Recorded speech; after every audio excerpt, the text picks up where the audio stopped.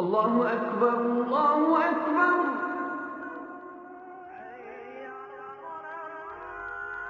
الله أكبر الله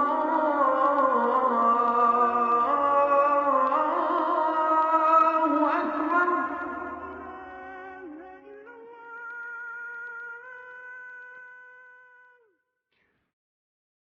أعوذ بالله السميع العليم من الشيطان الرجيم. بسم الله الرحمن الرحيم، والصلاة والسلام على أشرف المرسلين سيدنا محمد وعلى آله وصحبه أجمعين.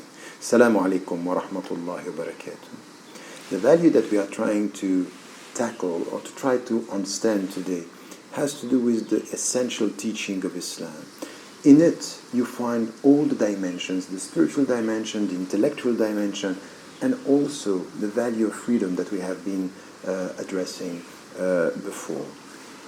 Haya, modesty, is central in Islam. And very often we come to this from the physical dimension. It comes to the way we dress. But it's more than that.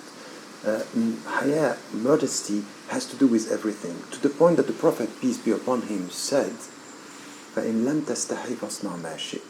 If you have no modesty, do whatever you want.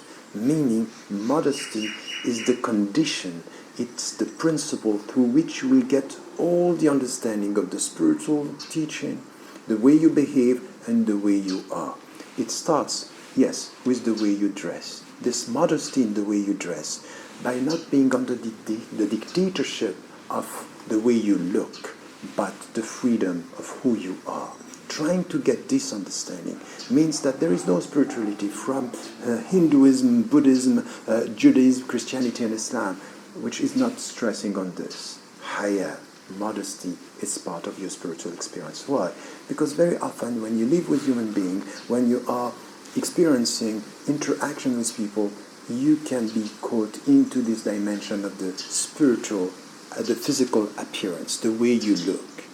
And Islam is telling you, you have to free yourself from this. This is a jail. So modesty, apparently, is the way you are trying to master yourself. But deep down, the very essence of modesty is to free yourself from anything which has to do with the dictatorship of appearance.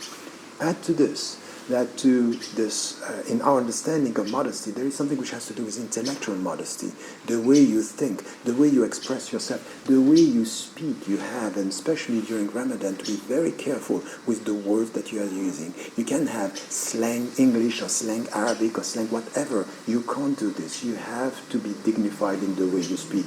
This is intellectual modesty.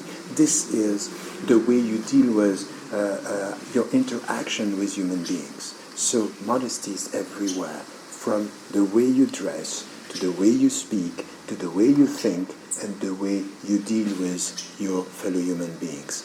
It's an experience. It's a spiritual experience. It's a deep way of understanding why we fast, because the month of Ramadan is the month of modesty and having this comprehensive understanding, insha'Allah. All this has to be done by remaining positive.